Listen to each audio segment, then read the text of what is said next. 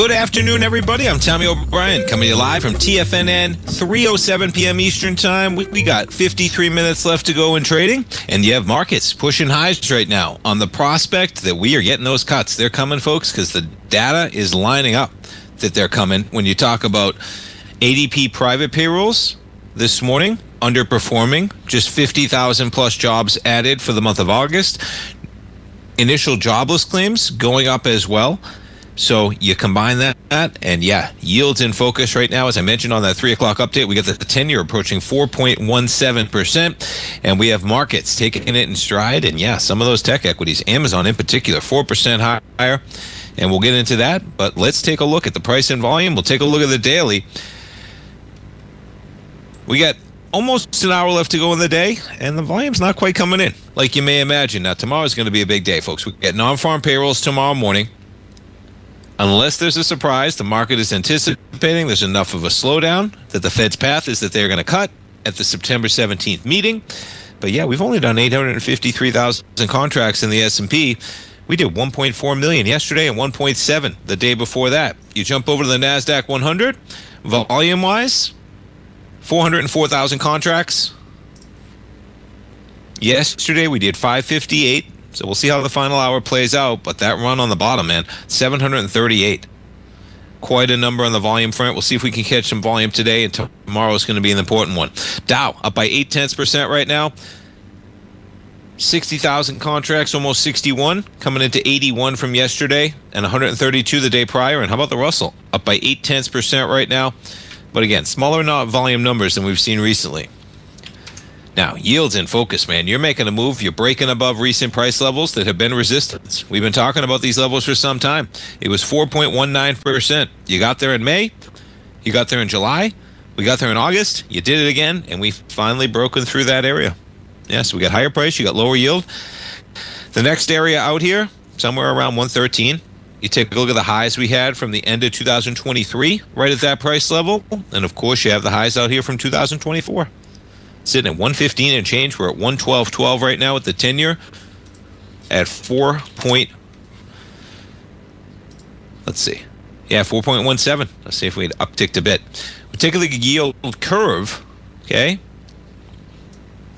The 30-year getting some attention recently. The 30-year moving lower as well. The 30-year right now, 4.87. We were approaching 5 just yesterday. Okay, the 10-year, 4.17 as I mentioned. And you're looking at a 2-year right now at 3.59. 2-year, most dependent on the Fed.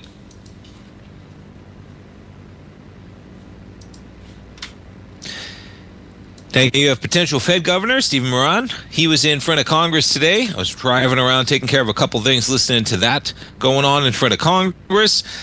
And yeah, one of the more interesting facts is that he plans on staying on as a member of the White House Economic Council at the same time that he's on the Fed.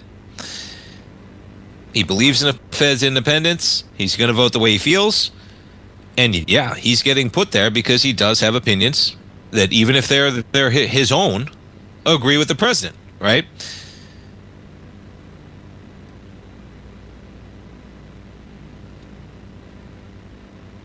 But it's especially interesting that you're going to stay on the President's Economic Council as you're an independent Fed member for a short period of time.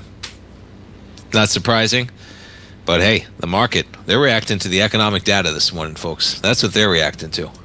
Okay, as in the rates, the market, etc. All right, let's take a look at some of these Amazon and Meta equities. And yeah, now this is a weekly, right? Check out this weekly bar. You get above those highs, man. Now, we only have one more day of trading. It's a shortened trading week.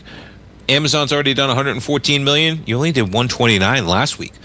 And we got today, we got tomorrow, and that's a shortened trading week. You take a look at the daily, big day, right? You're looking to take out the highs. You're not going to do it with volume, though. That was an earnings day. You did 104 million on Amazon. We're coming into it with 46 right now. Now, ideally, what will happen is you sit here and you don't take it out, because you take it out. And on a daily, you're bumping up against this type of volume from the end of July. Now you take a look at the weekly on Amazon. You go back to that bar, 319 million. This week we've done 114 so far. It's a lot of volume. Even if you back it up to February on Amazon shares, 244 million again on a weekly basis, right? The last 2 weeks we're hitting 244. The last 2 full weeks.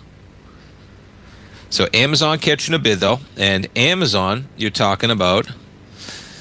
That's not it. Is that the one? Nope, that's not it either. Shame on me.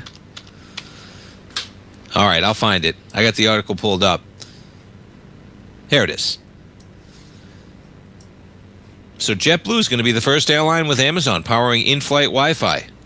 Coming to an airport cabin near you in 2027. So tough to imagine it's all on this premise, but Amazon's catching a bid. They only have 100 satellites in low Earth orbit. They're going to add 27 more, and they're going to eventually get to 3,200. So you talk about being at the growth stage, right? They're going to start offering Project Kuiper service on about 70 planes equipped with that Fly-Fi technology. If you've flown JetBlue, you'd be familiar with it.